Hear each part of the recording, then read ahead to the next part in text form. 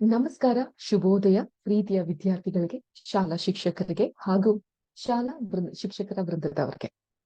ನಮ್ಮೆಲ್ಲರಿಗೂ ಕೂಡ ಇವತ್ತಿನ ವಿಜ್ಞಾನದ ತರಗತಿಗೆ ಆತ್ಮೀಯವಾದಂತಹ ಸ್ವಾಗತ ಮಕ್ಕಳೇ. ವಿದ್ಯಾಶಕ್ತಿಯ ವಿಜ್ಞಾನದ ತರಗತಿಯ ವಿಜ್ಞಾನದ ಶಿಕ್ಷಕಿಯಾಗಿ ನಿಮ್ಮ ಮುಂದೆ ಇರೋದು ನಾನು, ಅಶ್ವಿತಾ ಮಲ್ನಾಡ್. ಪ್ರಿಯ ಮಕ್ಕಳೇ, ನಾವು ಹಿಂದಿನ ಕ್ಲಾಸ್ನಲ್ಲಿ ನಮ್ಮ ಸುತ್ತಲಿನ ದ್ರವ್ಯಗಳ ಬಗ್ಗೆ ತಿಳ್ಕೊಂತ ಸಾಗಿದ್ವಿ.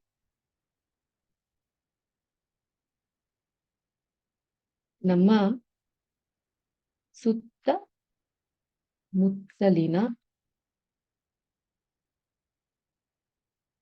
ದ್ರವ್ಯಗಳು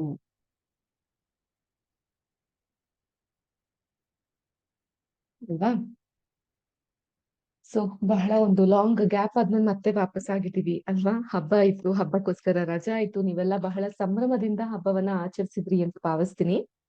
ಹಬ್ಬದ ನಂತರ ಮತ್ತೆ ಕ್ಲಾಸ್ನ ಚಟುವಟಿಕೆಯನ್ನ ಮುಂದುವರಿಸ್ತಾ ಸಾಗೋಣ.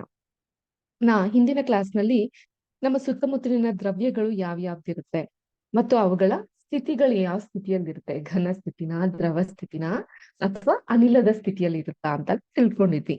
ಅದೇ ತರ ಹೊಸದೊಂದು ಪದವನ್ನ ನಾವು ಕೂಡ ಕಲ್ತಿದ್ವಿ, ದ್ರವಣ ಅನ್ನೋದು ಅಲ್ವಾ? ದ್ರವಣ, ದ್ರವ ಬೇರೆ, ದ್ರವಣ ಬೇರೆ. ದ್ರವಣ ಅಂದ್ರೆ ಫ್ಯೂಷನ್, ಅರ್ಥ ಆಯ್ತಾ? ಸೊ ಈಗ ಇವತ್ತಿನ ಕ್ಲಾಸ್ ನಲ್ಲಿ ಅದ್ರದೇ ಮುಂದುವರೆದ ಭಾಗವೊಂದನ್ನ ಒಂದು ಎಕ್ಸ್ಪೆರಿಮೆಂಟ್ ಕೂಡ ನಾವೊಂದು ಸಿಮ್ಯುಲೇಷನ್ ಮೂಲಕ ಕೂಡ ನೋಡ್ತಾ ಸಾಗೋಣ. ಓಕೆ, ಸೊ ಹಳೆ ಕ್ಲಾಸ್ ಒಂದು ಚುಟುಕು ಹಾಗೆ ರಿವಿಷನ್ ಮಾಡೋದಾದ್ರೆ ಏನೇನ್ ಕಲ್ತಿದ್ವಿ ನಾವು? ನಮ್ಮ ಸುತ್ತಮುತ್ತಲಿನ ದ್ರವ್ಯಗಳು, ಆ ದ್ರವ್ಯದ ಸ್ಥಿತಿಗಳು, ಘನಸ್ಥಿತಿ, ದ್ರವ ಸ್ಥಿತಿ ಹಾಗೂ ಅನಿಲದ ಸ್ಥಿತಿಗಳು, ಅದಕ್ಕೆ ಸಂಬಂಧಪಟ್ಟಂತ ಎಕ್ಸ್ಪೆರಿಮೆಂಟ್ಗಳು. ಅದೇ ಈಗ ನಾವು ಮುಂದೆ ಕಂಟಿನ್ಯೂಯೇಷನ್ ಮಾಡ್ಕೊಂಡು ಹೋಗೋದು. ಈ ತಾಪದ ಬದಲಾವಣೆ ಆದಾಗ ಈ ದ್ರವದ ಸ್ಥಿತಿ ಏನಾಗುತ್ತೆ ಅಂತ. ತಾಪದ ಬದಲಾವಣೆ ಆದಾಗ, when there is change in the temperature, ಅವಾಗ ಏನಾಗುತ್ತೆ ಈ ದ್ರವದ ಸ್ಥಿತಿ, ಅದರ ಪರಿಣಾಮ ಏನಾಗುತ್ತೆ? ಇದನ್ನ ಒಂದು ಎಕ್ಸ್ಪೆರಿಮೆಂಟ್ ನಾನು ಲಾಸ್ಟ್ ಟೈಮೇ ಹೇಳಿದ್ದೆ. ಒಂದು ಬೀಕರ್ ನಲ್ಲಿ ನೀವು ಮಂಜುಗಡ್ಡೆಗಳು ಅಂದ್ರೆ ಐಸ್ ಕ್ಯೂಬ್ಸ್ ಗಳನ್ನ ಹಾಕಿ ಅದಕ್ಕೆ ಶಾಖವನ್ನ ನೀಡಿದಾಗ ಏನಾಗುತ್ತೆ, ಈ ಮಂಜುಗಡ್ಡೆಗಳು ಕರಗಿ ನೀರಾಗಿ ಪರಿವರ್ತನೆಗೊಳ್ಳುತ್ತೆ. ಆದ್ರೆ ಈ ಎಂಟೈರ್ ಎಕ್ಸ್ಪೆರಿಮೆಂಟ್ ಅಲ್ಲಿ ಒಂದು ಗುಪ್ತವಾದಂತಹ ವಿಷಯವಿದೆ. ಗುಪ್ತವಾದದ್ದು ಅಂದ್ರೆ ಯಾರಿಗೂ ಗೊತ್ತಿಲ್ಲದೆ ಇರುವಂತದ್ದು ಅಲ್ವಾ? ಅದನ್ನ ಇವತ್ತಿನ ನಾವು ಕ್ಲಾಸ್ ಅಲ್ಲಿ ತಿಳ್ಕೊಂತ ಹೋಗೋಣ. ಓಕೆ,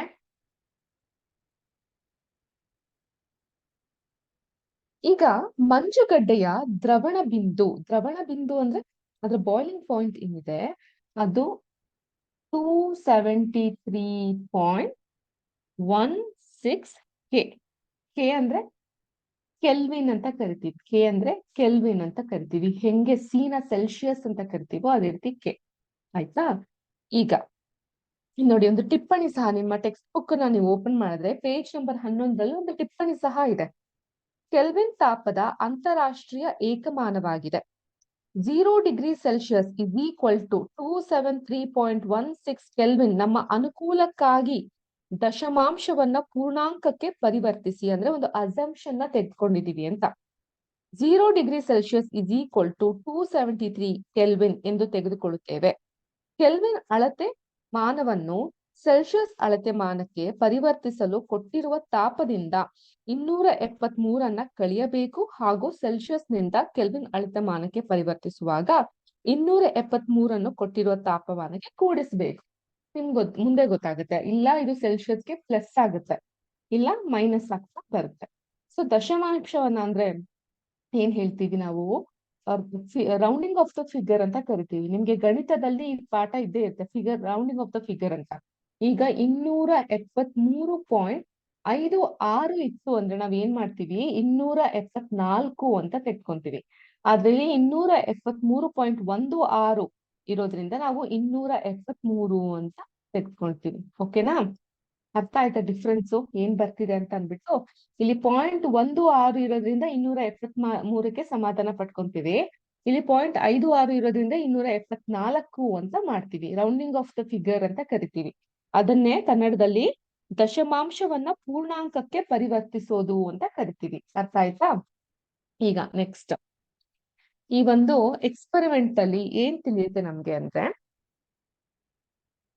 ಮಂಜುಗಡ್ಡೆಯ ದ್ರವಣ ಬಿಂದು 273.16 ಕೆಲ್ವಿನ್. ಘನಸ್ಥಿತಿಯಿಂದ ದ್ರವ ಸ್ಥಿತಿಗೆ ಬದಲಾವಣೆ ಹೊಂದುವುದನ್ನ ದ್ರವಣ ಅಥವಾ ಫ್ಯೂಷನ್ ಅಂತ ಕರೀತಾರೆ. ಇಲ್ಲಿ ಪೇಜ್ ನಂಬರ್ 10 ನಿಮ್ಗೊಂದು ಪಾಯಿಂಟ್ ಕೊಟ್ಟಿದ್ದಾರೆ. ಘನದ ದ್ರವಣ ಬಿಂದುವು ಅವುಗಳ ಕಣಗಳ ನಡುವಿನ ಆಕರ್ಷಣ ಬಲದ ಸಾಮರ್ಥ್ಯದ ಸೂಚಕವಾಗಿದೆ. ಸೊ ಬೋಲ್ಡ್ ಲೆಟರ್ಸ್ ಅಲ್ಲಿ ಅದನ್ನ ಬರ್ದಿದ್ದಾರೆ. ನಾನು ಇವತ್ತಿನ ಕ್ಲಾಸ್ ಯಾವ ವಾರ? ಇವತ್ತು ಮಂಗಳವಾರ. ನೆಕ್ಸ್ಟ್ ನಮ್ ಕ್ಲಾಸ್ ಯಾವಾಗಿರೋದು ಶುಕ್ರವಾರ ಅಲ್ವಾ? ಸೊ ಶುಕ್ರವಾರದ ಕ್ಲಾಸ್ ನಲ್ಲಿ ನಿಮ್ಗೆ ಪರೀಕ್ಷೆಯನ್ನು ಸಹ ಕೊಡ್ತಾ ಬರ್ತೀನಿ, ತಿಳಿತಾ? ಸೊ ಏನು ಹೊಸದಾಗಿ ಏನ್ ಕೊಡಲ್ಲ. ಇದುವರೆಗೂ ನಾನು ಏನೇನ್ ಪಾಠ ಮಾಡಿರ್ತೀನಿ ಅದನ್ನೇ ನಿಮ್ಗೆ MCQ ಅಲ್ಲಿ ನಾನು ಪರೀಕ್ಷೆಗಳನ್ನ ಕೊಡ್ತಾ ಬರ್ತೀನಿ. MCQ ಅಂದ್ರೆ ಮಲ್ಟಿಪಲ್ ಚಾಯ್ಸ್ ಕ್ವೆಶ್ಚನ್. ಒಂದು ಪ್ರಶ್ನೆಗೆ 4 ಆಪ್ಷನ್ಸ್ ಗಳಿರುತ್ತೆ. ನೀವು ಸರಿಯಾದ ಆಪ್ಷನ್ಸ್ ಗಳನ್ನ ಆಯ್ಕೆ ಮಾಡ್ಬೇಕಾಗತ್ತೆ. ಅರ್ಥ ಆಯ್ತಾ? 10 ಪ್ರಶ್ನೆಗಳನ್ನ ನಾನು ಕೇಳ್ತೀನಿ, ಅದಕ್ಕೆ ಪ್ರಿಪೇರ್ ಆಗಿ ಬಂದಿರಿ. ಈ ಹಿಂದೆ ನಾನ್ ಮಾಡಿದಂತಹ ಪಾಠ, ಸೊ ಎರಡೂನು ಭೌತಶಾಸ್ತ್ರ ಕುರಿತಾದಂತಹ ಪಾಠನೇ ನಾನ್ ಮಾಡಿರೋದಲ್ವಾ? ಮಾಡಿರುವಂತಹ ಪಾಠಗಳು ಅವು ಅಂದ್ರೆ ಹಿಂದೆ ನಾನು ಏನೇನ್ ಪಾಠ ನಿಮ್ಗೆ ಮಾಡಿದ್ದೆ ಅವುಗಳೆಲ್ಲ ಸೇರಿಸಿ ನಿಮ್ಗೆ ಪ್ರಶ್ನೆಯನ್ನ ನಾನು ಕೇಳ್ತಾ ಹೋಗ್ತೀನಿ. ನೀವು ಕೂಡ ಅದನ್ನ ಉತ್ತರಿಸ್ತಾ ಹೋಗ್ಬೇಕಾಗತ್ತೆ. ಕ್ಲಿಯರ್ ಆಯ್ತಾ? ಈಗ ನಮ್ಮ ಸುತ್ತಮುತ್ತಲಿನ ದ್ರವ್ಯಗಳು ಚಾಪ್ಟರ್ ನ ಮುಂದುವರಿಸ್ತಾ ಹೋಗೋದಾದ್ರೆ, ಘನವು ದ್ರವಿಸುವಾಗ ಅದರ ತಾಪವು ಹಾಗೆಯೇ ಸ್ಥಿರವಾಗಿರುತ್ತದೆ. ಹಾಗಾದ್ರೆ ಒದಗಿಸಿದ ಉಷ್ಣ ಶಕ್ತಿಯು ಎಲ್ಲಿ ಹೋಯಿತು? ಈಗ ಒಂದು ಮಂಜುಗಡ್ಡೆ ಏನಿರುತ್ತೆ, ಐಸ್ ಕ್ಯೂಬ್ಸ್ ಗಳೇನಿರುತ್ತೆ, ಇವುಗಳನ್ನ ನಾನು ಬಿಸಿ ಶಾಖವನ್ನ ಇವ್ಗೆ ನೀಡಿದಾಗ ಏನಾಗುತ್ತೆ? ಈ ಮಂಜುಗಡ್ಡೆ ನೀರಾಗಿ ಪರಿವರ್ತನೆಗೊಳ್ತಾ ಹೋಗುತ್ತೆ ಅಲ್ವಾ? ಸೊ ಆ ಸಮಯದಲ್ಲಿ ನೀರನ್ನ ನೀವು ಮುಟ್ಟಿದಾಗ ತಣ್ಣಗೆ ಇರುತ್ತೆ, ಅದೇನ್ ಬಿಸಿ ನೀರು, ಕುದಿಯೋ ನೀರು ಏನಾಗಿರೋದಿಲ್ಲ. ಹಾಗಾದ್ರೆ ಇಲ್ಲಿ ನಾನು ಕೊಟ್ಟಂತ ತಾಪಮಾನ ಎಲ್ಲಿ ಹೋಯ್ತು? ಇದು ಸಾಲಿಡ್ ಇಂದ ಲಿಕ್ವಿಡ್ ಗೆ, ಘನದಿಂದ ದ್ರವಣಕ್ಕೆ ಪರಿವರ್ತನೆಗೊಂಡಿದೆ. ಆದ್ರೆ ತಾಪದಲ್ಲಿ, ಟೆಂಪರೇಚರ್ ನಲ್ಲಿ, ಉಷ್ಣಾಂಶದಲ್ಲಿ ಯಾವುದೇ ಬದಲಾವಣೆ ಆಗಿಲ್ಲ. ಹಾಗಾದ್ರೆ ಕೊಟ್ಟಿರುವಂತಹ ಉಷ್ಣ ಶಕ್ತಿ ಎಲ್ಲಿ ಹೋಯ್ತು ಅಂತ ನಮ್ಗೆ ಈಗ ಪ್ರಶ್ನಿಸಬಹುದು. ದ್ರವಣ ಪ್ರಯೋಗ ಮಾಡುವಾಗ ನೀವು ಇದನ್ನ ಗಮನಿಸ್ತೀರಾ? ಮಂಜುಗಡ್ಡೆಯು ದ್ರವಣ ಬಿಂದು ತಲುಪಿ ಸಂಪೂರ್ಣವಾಗಿ ಕರಗುವವರೆಗೂ ಅದರ ವ್ಯವಸ್ಥೆಯ ತಾಪದಲ್ಲಿ ಯಾವುದೇ ಬದಲಾವಣೆಯಾಗುವುದಿಲ್ಲ. ನಾವು ಬೀಕರ್ಗೆ ನಿರಂತರವಾಗಿ ಶಾಖ ಕೊಟ್ಟರೂ ಸಹ ಇದು ಹಾಗೆಯೇ ಇರುತ್ತದೆ. ಈ ಶಾಖವು ಕಣಗಳ ನಡುವಿನ ಆಕರ್ಷಣ ಬಲವನ್ನ ಮೀರಿ ಸ್ಥಿತಿ ಬದಲಾವಣೆಯಾಗಲು ಉಪಯೋಗವಾಯಿತು. ಸೊ ಇದು ಅಟ್ರಾಕ್ಷನ್ ನ ಮೀರಿ ಅದರ ನೈಜ ಸ್ಥಿತಿ ಏನಾಗಿದೆ, ಪೊಸಿಷನ್ ಗಳು ಮೂವ್ ಆಗ್ಲಿಕ್ಕೆ ಸಹಾಯಕವಾಗ್ತಾ ಬಂತು. ಬೀಕರ್ಗೆ ಶಾಖ ಕೊಟ್ಟರೂ ಮಂಜುಗಡ್ಡೆಯು ಶಾಖವನ್ನ ಹೀರಿಕೊಂಡು ಅದರ ತಾಪದಲ್ಲಿ ಯಾವುದೇ ಬದಲಾವಣೆ ಹೊಂದದೆ ಉಷ್ಣವನ್ನು ಗುಪ್ತವಾಗಿರಿಸಿಕೊಂಡಿರುತ್ತದೆ. ಮತ್ತು ಈ ಉಷ್ಣವನ್ನು ಗುಪ್ತೋಷ್ಣ ಅಂತ ಕರೀತಾರೆ. ಏನಂತ ಕರೀತಾರೆ? ಗುಪ್ತೋಷ್ಣ ಅಂತ ಕರೀತಾರೆ. ಗುಪ್ತೋಷ್ಣ.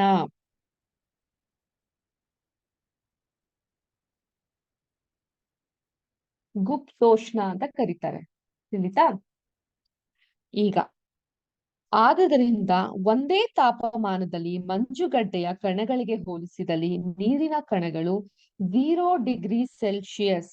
0 ಡಿಗ್ರಿ ಸೆಲ್ಸಿಯಸ್ ಅಂತ ಹೇಳಿದ್ರೆ ಮಂಜುಗಡ್ಡೆಯ ಒಂದು ದ್ರವಣ ಪಾಯಿಂಟ್ ಏನು? 273.16 ಕೆಲ್ವಿನ್. ಅರ್ಥ ಆಯ್ತಾ? ಇದು 0 degree Celsius is equal to 273.16 kelvin. ಯಾಕಂದ್ರೆ ನೀರು ನಾರ್ಮಲ್ ಟೆಂಪರೇಚರ್ 0 ಡಿಗ್ರಿ ಸೆಲ್ಸಿಯಸ್ ಅಲ್ಲಿ ಎಷ್ಟಿರುತ್ತೋ ಮಂಜುಗಡ್ಡೆ ಆ ನೀರನ್ನ ತಲುಪಲಿಕ್ಕೆ ಅಷ್ಟು ದ್ರವಣ ಬಿಂದು ಪಾಯಿಂಟ್ ಅನ್ನ ತಲುಪಿರುತ್ತೆ. ನಾವು ಉಷ್ಣ ಶಕ್ತಿಯನ್ನ ನೀರಿಗೆ ಒದಗಿಸಿದಾಗ ಕಣಗಳು ಇನ್ನೂ ಹೆಚ್ಚಿನ ವೇಗದೊಂದಿಗೆ ಚಲಿಸಲು ಪ್ರಾರಂಭಿಸುತ್ತೆ. ಉಷ್ಣವು ನಿರ್ದಿಷ್ಟ ತಾಪವನ್ನು ತಲುಪಿದಾಗ ಕಣಗಳು ತಮ್ಮ ನಡುವಿನ ಆಕರ್ಷಣ ಬಲವನ್ನ ಕಳೆದುಕೊಂಡು ಮುಕ್ತವಾಗುತ್ತೆ. ಈ ನಿರ್ದಿಷ್ಟ ತಾಪದಲ್ಲಿ ದ್ರವವು ಅನಿಲವಾಗಿ ಪರಿವರ್ತನೆಯಾಗುತ್ತೆ. ವಾತಾವರಣದ ಒತ್ತಡದಲ್ಲಿ ದ್ರವವು ನಿರ್ದಿಷ್ಟ ತಾಪದಲ್ಲಿ ಕುದಿಯಲು ಪ್ರಾರಂಭಿಸುತ್ತೆ. ಇದನ್ನ ಕುದಿಯುವ ಬಿಂದು ಅಂತ ಕರಿತೀವಿ. ಕುದಿಯುವ ಬಿಂದು.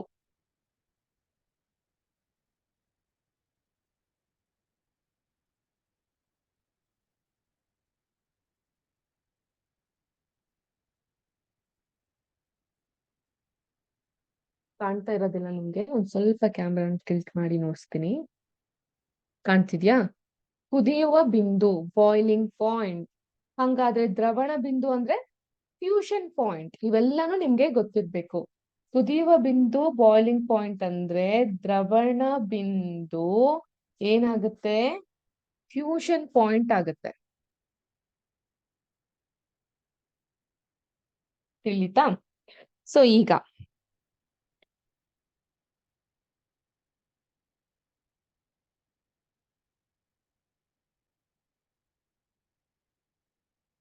ವಾತಾವರಣದ ಒತ್ತಡದಲ್ಲಿ ದ್ರವವು ನಿರ್ದಿಷ್ಟ ತಾಪದಲ್ಲಿ ಕುದಿಯಲು ಪ್ರಾರಂಭಿಸುತ್ತೆ. ಇದನ್ನ ಕುದಿಯುವ ಬಿಂದು ಅಥವಾ ಬಾಯ್ಲಿಂಗ್ ಪಾಯಿಂಟ್ ಅಂತ ಕರೀತಾರೆ.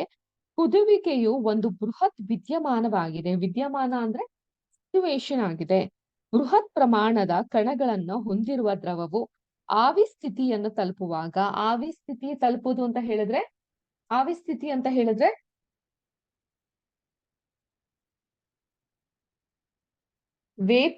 ವೇಪರ್ ಆಗಿ ಅದು ಬದಲಾವಣೆ ಹೊಂದುವಾಗ ಸಾಕಷ್ಟು ಶಕ್ತಿಯನ್ನ ಪಡೆದುಕೊಳ್ಳುತ್ತೆ. ಆಗ ನೀರಿಗೆ ತಾಪಮಾನ ಎಷ್ಟಾಗುತ್ತೆ ಮಕ್ಕಳೇ? ನಾನು ಇವಾಗ ನೋಡಿ,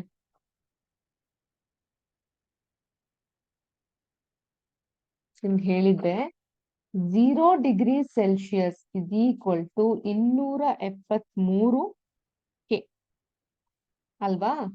ಅದೇ ನಾನು 100°C, ನಿಮ್ಮೆಲ್ಲರಿಗೂ ಗೊತ್ತಿರೋ ಹಾಗೆ ವಾಟರ್ದು ಬಾಯ್ಲಿಂಗ್ ಪಾಯಿಂಟ್, ನೀರಿನ ಕುದಿಯುವ ಒಂದು ಬಿಂದು ಎಷ್ಟಾಗಿರುತ್ತೆ? 100°C. ಅದೆಷ್ಟಾಗುತ್ತೆ? 273 K plus 100 K is equal to 373 K ಆಗಿರುತ್ತೆ. ಯಾವ್ದಿದು? ಮಂಜುಗಡ್ಡೆಯ ಬಾಯ್ಲಿಂಗ್ ಪಾಯಿಂಟ್ ಎಷ್ಟಾಗಿರುತ್ತೆ? 273 ಪ್ಲಸ್ 100ಕೆ 373 ಆಗಿರುತ್ತೆ, which is equal to 100°C. ಅರ್ಥ ಆಯ್ತಾ? ಈಗ ನೀರಿನ ಆವೀಕರಣ ಗುಪ್ತೋಷ್ಣವನ್ನು ಅಂದ್ರೆ ಲೇಟೆಂಟ್ ಹೀಟ್ ಆಫ್ ವ್ಯಾಪರೈಸೇಷನ್ ನೀವು ನಿರೂಪಿಸಿರುವ, ನಾವು ದ್ರವಣ ಗುಪ್ತೋಷ್ಣವನ್ನ ನಿರೂಪಿಸಿದ ಹಾಗೆ ಆವೀಕರಣದ ಗುಪ್ತೋಷ್ಣವನ್ನ ನಿರೂಪಿಸಬಹುದು. ಹಬೆಯಲ್ಲಿ ಕಣಗಳು ಅಂದ್ರೆ 373ಕೆ 100°C ನಲ್ಲಿರುವ ನೀರಾವಿಯಲ್ಲಿನ ಕಣಗಳು ಅಷ್ಟೇ ತಾಪದಲ್ಲಿರುವ ನೀರಿನ ಕಣಗಳಿಗಿಂತಲೂ ಅಧಿಕ ಶಕ್ತಿ ಹೊಂದಿರುತ್ತೆ. ಇದಕ್ಕೆ ಕಾರಣ ಅಂದ್ರೆ ಹಬೆಯಲ್ಲಿನ ಕಣಗಳು ಅಧಿಕ ಶಾಖ ಶಕ್ತಿಯನ್ನ ಆವೀಕರಣ ಗುಪ್ತೋಷ್ಣದ ರೂಪದಲ್ಲಿ ಪಡೆದುಕೊಂಡಿರುತ್ತೆ. ಸೊ ಒಟ್ಟಾರೆ ನಮ್ಗೆ ಏನ್ ಗೊತ್ತಾಗುತ್ತೆ?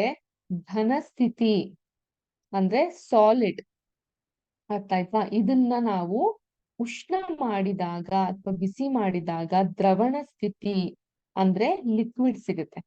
ಇದನ್ನ ಇನ್ನೂ ಉಷ್ಣ ಮಾಡಿದಾಗ, ಬಿಸಿ ಮಾಡಿದಾಗ ಅಥವಾ ಕಾಸಿದಾಗ ಅನಿಲ ಸ್ಥಿತಿ ಅಂದ್ರೆ ಗ್ಯಾಶಿಯಸ್ ಸ್ಟೇಟ್ ನ ನಾವು ತಲುಪ್ಲಿಕ್ಕಾಗುತ್ತೆ. ಅದೇ ರಿವರ್ಸ್, ಈ ಗ್ಯಾಶಿಯಸ್ ಸ್ಟೇಟ್ ನ ನಾವು ತಂಪು ಮಾಡಿದಾಗ ದ್ರವಣ ಸ್ಥಿತಿ ತಲುಪುತ್ತೆ. ದ್ರವಣ ಸ್ಥಿತಿಯನ್ನ ನಾವು ತಂಪು ಮಾಡಿದಾಗ ಅದು ಘನ ಸ್ಥಿತಿನ ತಲುಪಲಿಕ್ಕೆ ಸಾಧ್ಯ ಆಗ್ತಾ ಬರುತ್ತೆ. ಆದ್ರಿಂದ ತಾಪದ ಬದಲಾವಣೆಯಿಂದಾಗಿ ದ್ರವ್ಯಗಳು ಒಂದು ಸ್ಥಿತಿಯಿಂದ ಮತ್ತೊಂದು ಸ್ಥಿತಿಗೆ ಬದಲಾಗುತ್ತೆ ಅಂತ ನಾವು ತೀರ್ಮಾನಿಸಬಹುದು. ಇದರಿಂದ ನಮ್ಗೆ ಏನ್ ಗೊತ್ತಾಗುತ್ತೆ? ಟೆಂಪರೇಚರ್ ಚೇಂಜ್ ಆದಾಗ ಒಂದು ಸ್ಥಿತಿಯಿಂದ ಇನ್ನೊಂದು ಸ್ಥಿತಿಗೆ ದ್ರವಣಗಳು ಇಲ್ಲ ಏನಾಗುತ್ತೆ? ಬಿಸಿ ಮಾಡಿದಾಗ ಘನದಿಂದ ದ್ರವ, ದ್ರವದಿಂದ ಅನಿಲ, ಇಲ್ಲ ತಂಪು ಮಾಡಿದಾಗ ಅನಿಲದಿಂದ ದ್ರವ, ದ್ರವದಿಂದ ಘನ, ಈ ರೀತಿ ತಮ್ಮ ಸ್ಥಿತಿಯನ್ನ ಬದಲಾಯಿಸುತ್ತೆ ಅನ್ನೋದು ನಮ್ಗೆ ಗೊತ್ತಾಗುತ್ತೆ. ಈಗ ಇದನ್ನೇ ಒಂದು ಸಿಮ್ಯುಲೇಷನ್ ಮೂಲಕ ತಿಳ್ಕೊಳ್ಳೋಣವಾ?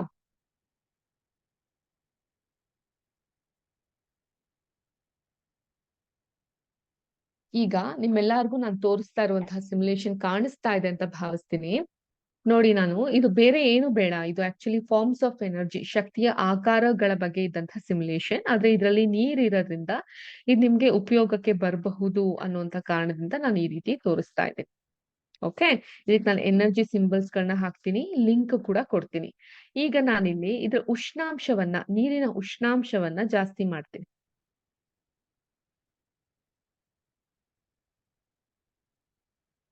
ಸೊ ಬೆಂಕಿಯನ್ನ ಕೊಡ್ತೀನಿ. ಅವಾಗ ಏನಾಗುತ್ತೆ? ಇದ್ರಲ್ಲಿ ಎನರ್ಜಿ ಒಂದೇ ನಿಮ್ಗೆ ಗೊತ್ತಾಗಲ್ಲ. ನೋಡಿ, ನಾನು ಇಲ್ಲಿ ತಾಪಮಾನವನ್ನ ಟೆಂಪರೇಚರ್ ನ ತಂದು ಇದ್ರ ಒಳಗಡೆ ಇಟ್ಟಾಗ ಟೆಂಪರೇಚರ್ ಕೂಡ, ತಾಪಮಾನ ಕೂಡ ಏರೋದ್ ನಿಮ್ಗೆ ಗೊತ್ತಾಗ್ತಾ ಬರುತ್ತೆ. ಆ ನೀರಿನ ಜಾಗದಲ್ಲಿ ಐಸ್ ಕ್ಯೂಬ್ಸ್ ಇತ್ತು ಅಂತ ಭಾವಿಸ್ಕೊಳ್ಳಿ, ಅಸ್ಯೂಮ್ ಮಾಡ್ಕೊಳ್ಳಿ. ಅವಾಗ ಏನಾಗುತ್ತೆ ಅಂತ ಹೇಳಿದ್ರೆ, ನೀರು ಕೊಡ್ತಾ ಇರುವಂತಹ ಶಾಖಕ್ಕೆ ಮೊದಲು ಐಸ್ ಕ್ಯೂಬ್ ಅನ್ನೋದು ಕರಗಿ ನೀರಾಗುತ್ತೆ. ಆ ನಂತರ ಆ ಮಂಜುಗಡ್ಡೆಗಳು ಆ ನೀರಾಗಿ ಪರಿವರ್ತನೆಗೊಂಡಾಗ ಅದು 373ಕೆ ಅಲ್ಲಿ ಇರುತ್ತೆ. ಅರ್ಥ ಆಯ್ತಾ? ಕ್ಷಮಿಸಿ, ಅದು ಮಂಜುಗಡ್ಡೆಗಳು ನೀರಾಗಿ ಪರಿವರ್ತನೆಗೊಂಡಾಗ 273.16 ಕೆಲ್ವಿನ್ ನಲ್ಲಿ ಇರುತ್ತೆ. ಅದೇ ನೀರನ್ನ ಮತ್ತಷ್ಟು ನಾವು ಬಿಸಿ ಮಾಡ್ತಾ ಹೋದಾಗ ಅದು ಬಾಯ್ಲಿಂಗ್ ಪಾಯಿಂಟ್, ನೀರಿನ ಬಾಯ್ಲಿಂಗ್ ಪಾಯಿಂಟ್ ಏನು, 100 ಡಿಗ್ರಿ ಸೆಲ್ಸಿಯಸ್. ಆ 100 ಡಿಗ್ರಿ ಸೆಲ್ಸಿಯಸ್ ಅಂದ್ರೆ 273 ಕೆಲ್ವಿನ್ ಪ್ಲಸ್ 100 ಕೆಲ್ವಿನ್ ಸೇರಿ 373 ಕೆಲ್ವಿನ್ ಆಗುತ್ತೆ. ಆ ನೀರು ಕುದಿಲಿಕ್ಕೆ ಶುರುವಾಗುತ್ತೆ. ಕುದ್ದು ಕುದ್ದು ಕುದ್ದು ಅದೇನಾಗುತ್ತೆ, ಆವಿ ಆಗ್ಲಿಕ್ಕೆ ಶುರುವಾಗುತ್ತೆ. ಇಲ್ಲಿ ನೀವು ಹೊಗೆಗಳನ್ನೆಲ್ಲ ಕಾಣ್ತಾ ಹೋಗ್ಬಹುದು, ಹೇಗೆ ಹೊಗೆಗಳಿದೆ ಅಂತ ಅನ್ಬಿಟ್ಟು. ಸೊ ಈ ಹೊಗೆಗಳು ಅದು ಆವಿ ಆಗ್ತಾ ಇದೆ ಅಥವಾ ವೆಪರೈಸ್ ಆಗ್ತಾ ಇದೆ ಅಂತ ಹೇಳ್ಬಹುದು. ಆದ್ರೆ ಮಾಮೂಲಿ ನೀರ್ಗಿಂತ ಮಂಜುಗಡ್ಡೆಯಿಂದ ನೀರಾಗಿ ಪರಿವರ್ತನೆಗೊಂಡು ಹಬೆಯಾಡ್ತಾ ಇರುವಂತಹ ನೀರಿನಲ್ಲಿ ನಾವು ಲೇಟೆಂಟ್ ಹೀಟ್ ಆಫ್ ವ್ಯಾಪರೈಸೇಷನ್ ಅಂದ್ರೆ ನೀರಿನ ಆವೀಕರಣ ಗುಪ್ತೋಷ್ಣವನ್ನ ಕಾಣ್ತಾ ಬರಬಹುದು. ಸೊ ಇಲ್ಲೂ ಕೂಡ ಅದರ ತಾಪಮಾನ ನಮ್ಗೆ ಏರೋದು ಕೂಡ ಕಾಣ್ತಾ ಹೋಗುತ್ತೆ. ಮುಂಚೆ ಎಷ್ಟಿತ್ತು ತಾಪಮಾನ, 0 ಡಿಗ್ರಿಲಿ ಇತ್ತು. ಈಗ ನೋಡಿ ತಾಪಮಾನ ಹೇಗೆ ಏರ್ತಾ ಇದೆ ಅಂತ ಅನ್ಬಿಟ್ಟು. ಸೊ ಇದೇ ನೀರನ್ನ ನಾನು ತಂಪ್ ಮಾಡಿದೆ ಅಂತ ಇಟ್ಕೊಳ್ಳಿ, ಆಯ್ತಾ. ಸೊ ತಂತಾನಾಗಿ ಹೊಗೆ ಎಲ್ಲ ಕಮ್ಮಿ ಆಗಿ ಅದು ಏನಾಗುತ್ತೆ, ಅನಿಲದಿಂದ ದ್ರವಣದಿಂದ ಅದು ಕೂಡ ಐಸ್ ಕ್ಯೂಬ್ಸ್ ಅಥವಾ ಮಂಜುಗಡ್ಡೆ ಆಗಿ ಪರಿವರ್ತನೆಗೊಳ್ತಾ ಬರುತ್ತೆ. ಹಾಗೆ ಈ ತಾಪಮಾನ ಬದಲಾಗಿದ್ನ ನೀವು ಕಾಣ್ಬೋದಾ? ನೋಡಿ ತಾಪಮಾನ ಫುಲ್ ನಿಲ್ಲಲ್ಲಿದೆ. ಅದೇ ನೀರನ್ನ ನಂಗೆ ಬಿಸಿ ಮಾಡಿದಾಗ ಈ ತಾಪಮಾನ ಕೂಡ ಏರೋದು ಕಾಣುತ್ತೆ. ಸೊ ಏರಿಕೆ ಇಳಿಕೆ ಅನ್ನೋದು ತಾಪಮಾನದಲ್ಲೂ ಕಾಣುತ್ತೆ. ಬಿಸಿ ಆದಾಗ ತಾಪಮಾನ ಏರುತ್ತೆ, ತಣ್ಣಗಾದಾಗ ತಾಪಮಾನ ಇಳಿದು ಹೋಗುತ್ತೆ. ಸೊ ಆ ವ್ಯತ್ಯಾಸವನ್ನು ನಿಮ್ಗೆ ಗಮನಿಸ್ಲಿಕ್ಕೆ ಆಗ್ತಾ ಇದೆ ಅಂತ ಅನ್ಕೊಂತೀನಿ. ಕ್ಲಿಯರ್ ಆಗ್ತಾ ಇದೆಯಾ? ಅರ್ಥ ಆಯ್ತಾ ಹೇಗೆ ದ್ರವ್ಯದ ಸ್ಥಿತಿಗಳು ಒಂದು ಸ್ಥಿತಿಯಿಂದ ಇನ್ನೊಂದು ಸ್ಥಿತಿಗೆ ಬದಲಾವಣೆ ಹೋಗುತ್ತೆ ಅಂತ ಅನ್ಬಿಟ್ಟು. ಓಕೆ, ಸೊ ನಿಮ್ಮೆಲ್ಲರಿಗೂ ಇದು ಅರ್ಥ ಆಗಿದೆ ಅಂತ ಅನ್ಕೊಂತೀನಿ. ನೆಕ್ಸ್ಟ್ ಟಾಪಿಕ್ಗೆ ಮುಂದುವರಿಸ್ತಾ ಹೋಗೋಣ. ಅದಕ್ಕಿಂತ ಮುಂಚೆ ನಮ್ಮ ಬೋರ್ಡ್ನ ಸರಿ ಮಾಡ್ಕೊಳ್ಳೋಣ. ಈಗ ನೆಕ್ಸ್ಟ್ ಟಾಪಿಕ್ ಏನು, ಶಾಖದ ಉಪಯೋಗದಿಂದ ನಮ್ಮ ಸುತ್ತಮುತ್ತಲಿನ ದ್ರವ್ಯಗಳು ಘನದಿಂದ ದ್ರವ ಮತ್ತು ದ್ರವದಿಂದ ಅನಿಲವಾಗಿ ಬದಲಾಗುತ್ತೆ ಅಂತ ಕಲ್ತ್ಬಿಟ್ಟಿದೀವಿ, ಹೌದೋ ಇಲ್ವೋ? ಆದರೆ ಕೆಲವು ಬದಲಾವಣೆಗಳು ದ್ರವ ಸ್ಥಿತಿಗೆ ಬರದೆ ನೇರವಾಗಿ ಘನದಿಂದ ಅನಿಲ ಸ್ಥಿತಿಗೆ ಮತ್ತು ಅನಿಲದಿಂದ ಘನ ಸ್ಥಿತಿಗೆ ಬದಲಾಗುತ್ತೆ. ಸೊ ಈ ಘನದಿಂದ ದ್ರವಕ್ಕೆ ಬರುತ್ತೆ, ಕೆಲವೊಂದು ಎಕ್ಸೆಪ್ಷನ್ ಅನ್ನೋದು ಇದ್ದೇ ಇರುತ್ತೆ. ಸೊ ಆ ಎಕ್ಸೆಪ್ಷನ್ ಯಾವುದು ಅಂದ್ರೆ ಈ ಕರ್ಪೂರಗಳನ್ನ ನೋಡಿದೀರಾ? ಹೇಗಿರುತ್ತೆ ಕರ್ಪೂರ? ಈ ತರ ಒಂದು ಟ್ಯಾಬ್ಲೆಟ್ ತರ ಇರುತ್ತೆ, ಹೌದೋ ಇಲ್ವೋ? ಈ ಕರ್ಪೂರ ಏನಿರುತ್ತೆ ಅಥವಾ ಅದನ್ನ ಅಮೋನಿಯಂ ಕ್ಲೋರೈಡ್, ಆಯ್ತಾ, ಕರ್ಪೂರ ಅಥವಾ ಅಮೋನಿಯಂ ಕ್ಲೋರೈಡ್ ಅನ್ನ ತೆಗೆದುಕೊಂಡು ಅದನ್ನ ಪುಡಿ ಮಾಡಿ ಒಂದು ಪಿಂಗಾಣಿ ಬಟ್ಟಲಿನಲ್ಲಿ ಹಾಕಿ. ಪಿಂಗಾಣಿ ಬಟ್ಟಲು ಅಂದ್ರೆ ಈ ಸೆರಾಮಿಕ್ ಬಟ್ಟಲು ಬರುತ್ತಲ್ಲ ಅದು. ಪಿಂಗಾಣಿ ಬಟ್ಟಲಿನ ಮೇಲೆ ಆಲಿಕೆಯನ್ನ ತಲೆ ಕೆಳಗಾಗಿ ಮಾಡಿ ಇರಿಸಿ. ಆಲಿಕೆ ಅಂದ್ರೆ ಈ ಪೆಟ್ರೋಲ್ಗಳನ್ನ ಸುರಿತೀವಲ್ಲ ಅದು. ಈಗ ಪಿಂಗಾಣಿ ಬಟ್ಟಲನ್ನ ನಿಧಾನವಾಗಿ ಕಾಸಿ ಮತ್ತು ಬದಲಾವಣೆಯನ್ನು ಗಮನಿಸಿ. ಅದಕ್ಕಿಂತ ಮುಂಚೆ ಆ ಪಿಂಗಾಣಿ ಇದ್ರದ್ದು ಆಲಿಕೆಯ ತೂತನ ಮುಚ್ಚಿಡ್ಬೇಕು ಹತ್ತಿಯಿಂದ. ಆಯ್ತಾಯ್ತಾ? ಈ ಮೇಲಿನ ಚಟುವಟಿಕೆಯಿಂದ ನಮ್ಮ ತೀರ್ಮಾನಕ್ಕೆ ಏನ್ ಬರುತ್ತೆ ಅಂತ ಹೇಳಿದ್ರೆ, ಘನವಸ್ತುವು ದ್ರವ ಸ್ಥಿತಿಗೆ ಬರದೆ ನೇರವಾಗಿ ಅನಿಲ ಸ್ಥಿತಿಗೆ ಬದಲಾಗುವುದನ್ನ ಮತ್ತು ಅನಿಲ ಸ್ಥಿತಿಯಿಂದ ಘನ ಸ್ಥಿತಿಗೆ ಬದಲಾಗುವುದನ್ನ ನಾವು ಕಾಣಬಹುದು. ಸೊ ಇಲ್ಲಿ ನಾವು ಐಸ್ ಕ್ಯೂಬ್ಸ್ ಗಳು ಏನಿದೆ ಅವುಗಳನ್ನ ಬಿಸಿ ಮಾಡಿದಾಗ ಐಸ್ ಕ್ಯೂಬ್ಸ್ ಇಂದ ಅದೇನಾಗುತ್ತೆ, ದ್ರವಣ ಸ್ಥಿತಿಗೆ ಬರುತ್ತೆ. ಅದನ್ನ ಇನ್ನೂ ಬಿಸಿ ಮಾಡಿದಾಗ ಅದೇನಾಗುತ್ತೆ, ಅನಿಲ ಗ್ಯಾಶಿಯಸ್ ಆಗಿ ಕಂಪ್ಲೀಟ್ ಆಗಿ ವೇಪರೈಸ್ ಆಗಿ ಹೋಗ್ಬಿಡುತ್ತೆ. ಇದೇ ಜಾಗದಲ್ಲಿ ನಾನು ಕರ್ಪೂರವನ್ನ ಇಟ್ಬಿಟ್ಟು ಆ ಕರ್ಪೂರಕ್ಕೆ ಒಂದು ಆಲಿಕೆನ ಹೀಗಿಟ್ಟು ಅದನ್ನ ಇಲ್ಲಿ ಹತ್ತಿಯಿಂದ ಮುಚ್ಚಿಬಿಟ್ಟು ಬಿಸಿ ಮಾಡಿದಾಗ ಈ ಕರ್ಪೂರ ದ್ರವಣ ಸ್ಥಿತಿಗೆ ಬರಲ್ಲ, ನೇರವಾಗಿ ವೇಪರೈಸ್ ಆಗಿ ಹೋಗುತ್ತೆ. ಅದನ್ನೇ ನಾನು ತಂಪು ಮಾಡಿದಾಗ ಅದರಿಂದ ಅದು ಮತ್ತೆ ದ್ರವಣ ಸ್ಥಿತಿಗೆ ಬರುತ್ತೆ. ತಿಳಿತಾ? ಸೊ ಈಗ ನಾವು ಕಲ್ತಿರೋದು ದ್ರವ್ಯಗಳ ಮೇಲೆ ಬೇರೆ ಬೇರೆ ಸ್ಥಿತಿಯಲ್ಲಿನ ವ್ಯತ್ಯಾಸಕ್ಕೆ ಅವುಗಳ ಘಟಕಗಳ ಕಣಗಳ ನಡುವಿನ ಅಂತರವೇ ಕಾರಣ ಅಂತ. ನಾವೇನಂದ್ರು, ಸಿಲಿಂಡರಿನಲ್ಲಿನ ಅನಿಲದ ಮೇಲೆ ಒತ್ತಡ ಹಾಕಿ ಸಂಕುಚಿಸಿದರೆ ಏನಾಗುತ್ತೆ, ಕಣಗಳು ಪರಸ್ಪರ ಹತ್ತಿರ ಬರುತ್ತೆ. ಒತ್ತಡವನ್ನ ಹೆಚ್ಚು ಅಥವಾ ಕಡಿಮೆ ಮಾಡಿದ್ರೆ ದ್ರವ್ಯದ ಸ್ಥಿತಿಯನ್ನ ಬದಲಾಯಿಸಬಹುದು ಅಂತ ನೀವೇನಾದ್ರೂ ಯೋಚಿಸಿದ್ರಾ? ಈಗ ನೋಡಿ, ಒತ್ತಡ ಹಾಕಿದಾಗ ಈ ಸಿಲಿಂಡರ್ ನ ಪಿಕ್ಚರ್ ನಿಮ್ಮ ಟೆಕ್ಸ್ಟ್ ಬುಕ್ ಅಲ್ಲಿ ಇದೆ, ಪೇಜ್ ನಂಬರ್ 12ರಲ್ಲಿ ಇದೆ. ಇನ್ನು ಒತ್ತಡ ಹಾಕಿದಾಗ ದ್ರವ್ಯದ ಕಣಗಳನ್ನ ಪರಸ್ಪರ ಹತ್ತಿರ ತರಬಹುದು ನಾವು, ಅಲ್ವಾ? ಅನಿಲಗಳಿನ ತಾಪವನ್ನ ಕಡಿಮೆ ಮಾಡಿ ಮತ್ತು ಒತ್ತಡ ಹಾಕಿ ಅವುಗಳನ್ನ ದ್ರವ ಸ್ಥಿತಿಗೆ ಲಿಕ್ವಿಡ್ ಆಗಿ ಕನ್ವರ್ಟ್ ಮಾಡಬಹುದು. ಸೊ ಈ ಒತ್ತಡ ಹಾಕೋದ್ರಿಂದಾನೇ ಅನಿಲ ಅನ್ನೋದು ಏನಾಗುತ್ತೆ, LPG ಆಗ್ತಾ ಬರುತ್ತೆ. ಆಯ್ತಾ? ಏನಾಗ್ತಾ ಬರುತ್ತೆ, LPG ಆಗ್ತಾ ಬರುತ್ತೆ.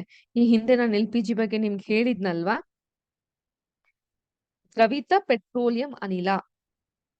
ಅರ್ಥ ಆಯ್ತಾ? ಲಿಕ್ವಿಡ್ ಪೆಟ್ರೋಲಿಯಂ ಗ್ಯಾಸ್ ಅಂತ ಕರಿತೀವಿ. ಇದು ದ್ರವಿತ ಪೆಟ್ರೋಲಿಯಂ ಅನಿಲ ಯಾವಾಗ ನೀವು ಒತ್ತಡ ಹಾಕ್ತೀರಾ. ನೀವು ಘನ ಕಾರ್ಬನ್ ಡೈಆಕ್ಸೈಡ್ CO2 ಬಗ್ಗೆ ಕೇಳಿರಬಹುದಲ್ವೇ? ಇದನ್ನ ಹೆಚ್ಚಿನ ಒತ್ತಡದಲ್ಲಿ ಸಂಗ್ರಹಿಸಲಿ ಇಡಲಾಗುತ್ತೆ. ವಾತಾವರಣ ಒತ್ತಡವನ್ನ ಒಂದು ಆಟಮ್, ATM ಅಂದ್ರೆ ATM ಮಿಷಿನ್ ಅಲ್ಲ, ಒಂದು ಆಟಮ್ಗೆ ಇಳಿಸಿದಾಗ ಘನ ಕಾರ್ಬನ್ ಡೈಆಕ್ಸೈಡ್ ದ್ರವ ಸ್ಥಿತಿಗೆ ಬದಲಾಗದೆ ನೇರವಾಗಿ ಅನಿಲ ಸ್ಥಿತಿಗೆ ಪರಿವರ್ತನೆಗೊಳ್ಳುತ್ತೆ. ಈ ಕಾರಣದಿಂದಾಗಿ ಘನ ಕಾರ್ಬನ್ ಡೈಆಕ್ಸೈಡ್ ಅನ್ನ ಶುಷ್ಕ ಮಂಜುಗಡ್ಡೆ ಅಥವಾ ಡ್ರೈ ಐಸ್ ಅಂತ ಕರೀತಾರೆ. ಈಗ ಪ್ರಶ್ನೆ ಬರಬಹುದು, ಡ್ರೈ ಐಸ್ ಅಂದ್ರೆ ಏನು? ಯಾವುದಕ್ಕೆ ಡ್ರೈ ಐಸ್ ಅಂತ ಕರೀತಾರೆ ತಿಳಿತಾ? ಆದ್ರಿಂದ ವಸ್ತುಗಳ ಸ್ಥಿತಿ ಯಾವುದೇ ಇರಲಿ, ಅಂದ್ರೆ ಘನ, ದ್ರವ ಅಥವಾ ಅನಿಲವಾಗಿರ್ಲಿ, ಒತ್ತಡ ಮತ್ತು ತಾಪಗಳು ಅವುಗಳ ಸ್ಥಿತಿಯನ್ನ ನಿರ್ಧರಿಸುತ್ತೆ. Very very important point, underline ಮಾಡ್ಕೊಳ್ಳಿ. ವಸ್ತುಗಳ ಸ್ಥಿತಿ ಯಾವುದೇ ಇರಲಿ, ಘನ, ದ್ರವ ಅಥವಾ ಅನಿಲ, ಒತ್ತಡ ಮತ್ತು ತಾಪಗಳು, ಸೊ ಇವೆರಡು ಬಹಳ ಬಹಳ ಮುಖ್ಯ ಆಗ್ತಾ ಬರುತ್ತೆ. ಒತ್ತಡ ಮತ್ತು ತಾಪಗಳು, ಒತ್ತಡ ಪ್ರೆಷರ್, ತಾಪಗಳು ಟೆಂಪರೇಚರ್, ಇವೆರಡು ಆ ಸ್ಥಿತಿಯನ್ನ ಬದಲಾಯಿಸಬಹುದು. ತಿಳಿತಾ? ಈಗ ನಿಮ್ಗೊಂದಿಷ್ಟು ಪ್ರಶ್ನೆಗಳನ್ನ ಕೊಟ್ಟಿದ್ದಾರೆ. ಈ ಪ್ರಶ್ನೆಗಳಿಗೆ ಉತ್ತರ ನೀವು ಬರ್ಕೊಂಡ್ ಬರ್ಬೇಕಾಗುತ್ತೆ. ಇದೇ ಪ್ರಶ್ನೆಗಳ ಮೇಲೆ ನಿಮ್ಮ MCQ ಕೂಡ ಪ್ರಿಪೇರ್ ಆಗ್ತಾ ಬರುತ್ತೆ. ನಮ್ಗೆ ಉತ್ತರ ಗೊತ್ತಾಗ್ಲಿಲ್ಲ, ನಾನು ಕೊನೆಗೆ ಉತ್ತರಗಳನ್ನ ನಿಮ್ಗೆ ತಿಳಿಸ್ಕೊಡ್ತೀನಿ. ಆದ್ರೆ ಇದಕ್ಕೆ ಪ್ರಿಪೇರ್ ಆಗಿ 100% ನೀವು ಎಫರ್ಟ್ ಹಾಕಿ ಪ್ರಿಪೇರ್ ಆಗಿ ಬರ್ಬೇಕಾಗುತ್ತೆ. ಬರ್ತೀರಲ್ಲ? ನೆಕ್ಸ್ಟ್, ಬಾಷ್ಕರಣ ಏನಿದು?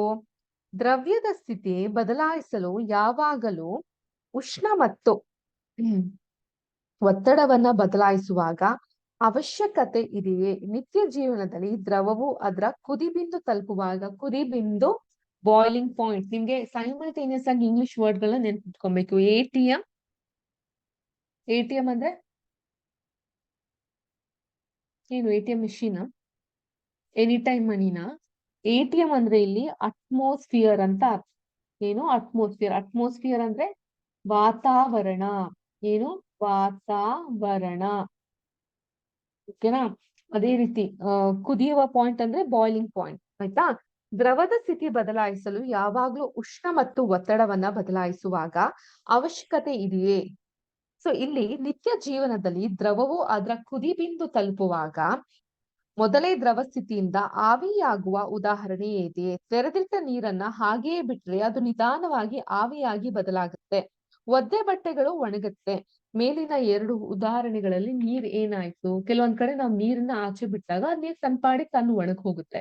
ಅದೇ ರೀತಿ ಬಿಸಿಲಿರೋ ಜಾಗದಲ್ಲಿ ಒದ್ದೆ ಬಟ್ಟೆನ ತೆಗೆದು ಒಣಗ ಹಾಕಿದಾಗ ಅದ್ರಲ್ಲಿರುವಂತ ನೀರಿನ ಅಂಶ ಕೂಡ ಹೋಗುತ್ತೆ.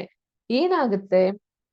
ನಾವು ತಿಳಿದಿರುವ ಹಾಗೆ ದ್ರವ್ಯದ ಕಣಗಳು ನಿಶ್ಚಲಗೊಳ್ಳದೆ ನಿರಂತರವಾಗಿ ಚಲಿಸ್ತಾ ಇರುತ್ತೆ. ಸಾಮಾನ್ಯ ತಾಪದಲ್ಲಿ ಅನಿಲ, ದ್ರವ ಅಥವಾ ಘನಗಳಾಗಿರಲಿ ಅವುಗಳ ಕಣಗಳ ಚಲನ ಶಕ್ತಿ ಬೇರೆ ಬೇರೆ ಪ್ರಮಾಣದಲ್ಲಿ ಇರುತ್ತೆ.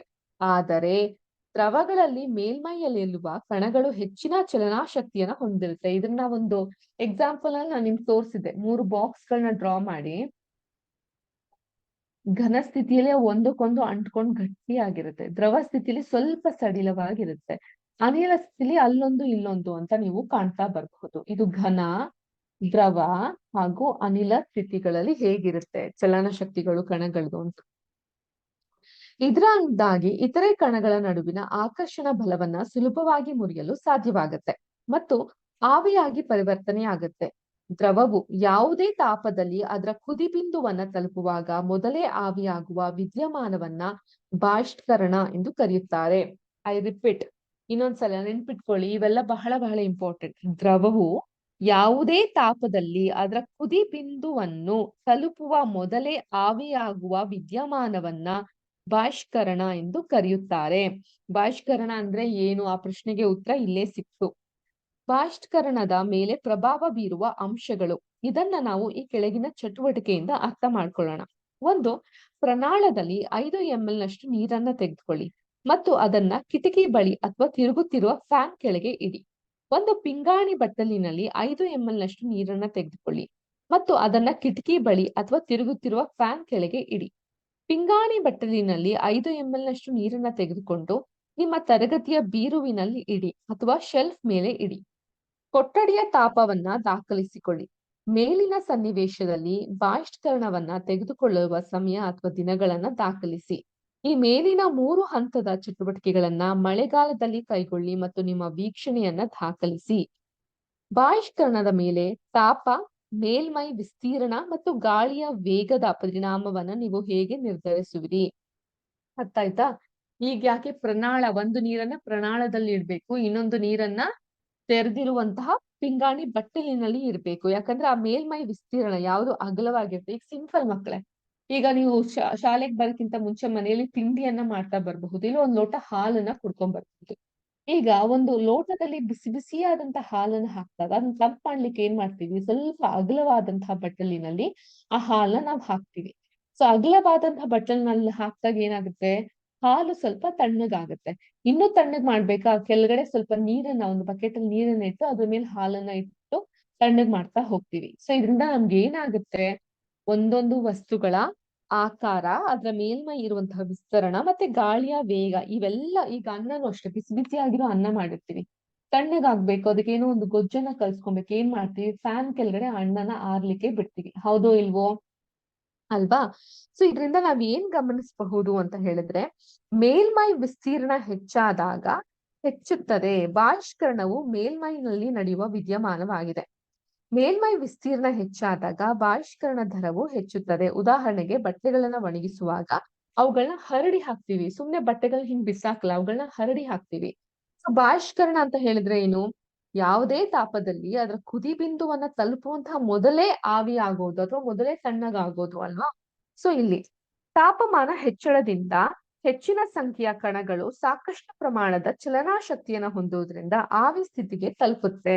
ಇನ್ನು ಆರ್ದ್ರತೆಯ ಪ್ರಮಾಣದ ಇಳಿಕೆಯಿಂದ ಗಾಳಿಯಲ್ಲಿರುವಂತಹ ನೀರಾವಿಯ ಪ್ರಮಾಣದ ಆರ್ದ್ರತೆ ಅಂತ, ಹ್ಯುಮಿಡಿಟಿ ಅಂತ ಕರಿತೀವಿ.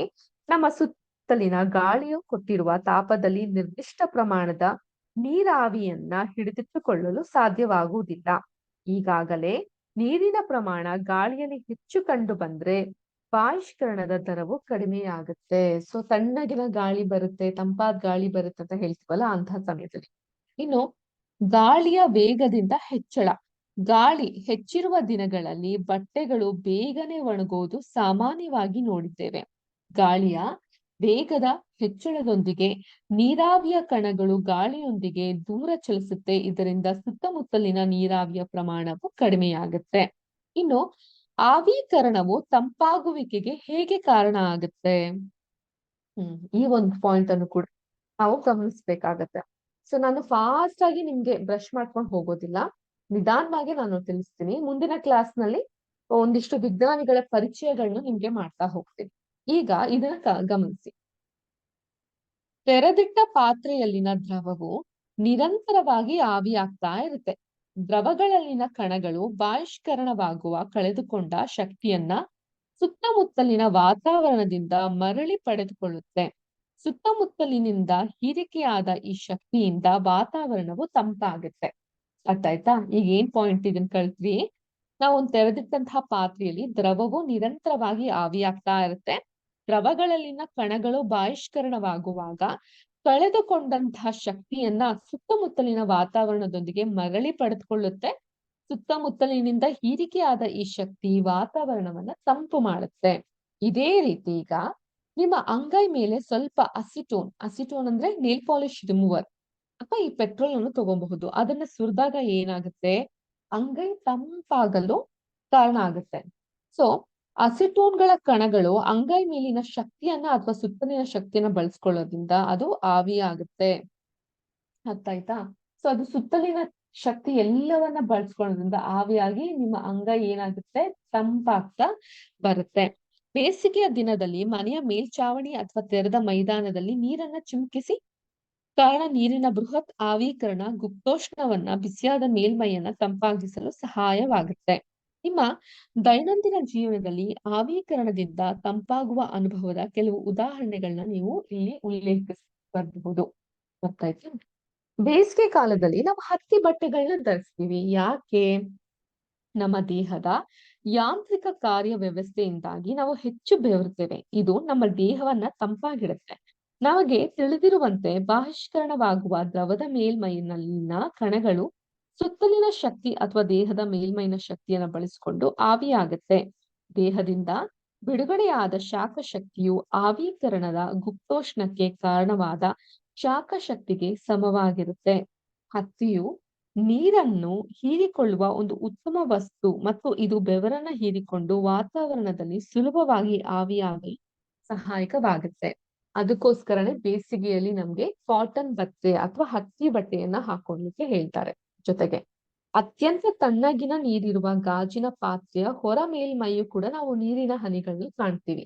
ಯಾಕೆ ಯಾಕೆ ಅನ್ನೋದನ್ನ ಮುಂದಿನ ಕ್ಲಾಸ್ ನಲ್ಲಿ ಕೇಳ್ಕೊಳ್ಳೋಣ. ಮುಂದಿನ ಕ್ಲಾಸ್ ನಲ್ಲಿ ಈ ಪಾಠಕ್ಕೆ ಒಂದು ತಾರ್ಕಿಕ ಅಂತ್ಯವನ್ನ ಕೊಟ್ಟು ಮತ್ತೊಮ್ಮೆ ಒಂದು ರಿವಿಷನ್ ಅನ್ನ ಮಾಡಿ ಅದಾದ ಮೇಲೆ MCQ ಮಲ್ಟಿಪಲ್ ಚಾಯ್ಸ್ ಕ್ವಶನ್ಸ್ ಗಳನ್ನ ಕೊಡ್ತೀನಿ. ಆದ್ರಿಂದ ನೆಕ್ಸ್ಟ್ ಕ್ಲಾಸ್ ಶುಕ್ರವಾರಕ್ಕೆ ಬರಕ್ಕಿಂತ ಮುಂಚೆ ಒಂದು ಸಲ ಈ ಒಂದು ಕ್ಲಾಸ್ ನ ನೀವು ಪಠನ ಮಾಡಿ ಮನನ ಮಾಡ್ಕೊಂಡು ಬರೋದು ಅತ್ಯಗತ್ಯ. ಅರ್ಥ ಆಯ್ತಾ? ನೀವು ಈ ಕ್ಲಾಸ್ ಗಳನ್ನ ಸೀರಿಯಸ್ ಆಗಿ ತೆಗೆದುಕೊಂಡಾಗ ನಿಮ್ಗೆ ಇದು ಅರ್ಥ ಆಗ್ಲಿಕ್ಕೆ ಸಾಧ್ಯ ಆಗುತ್ತೆ. ಕ್ಲಿಯರ್?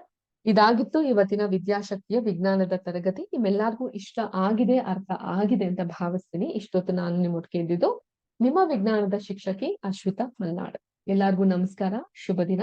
ಜೈ ಹಿಂದ್, ಜೈ ಕರ್ನಾಟಕ ಮಾತೆ, ಜೈ ವಿದ್ಯಾಶಕ್ತಿ.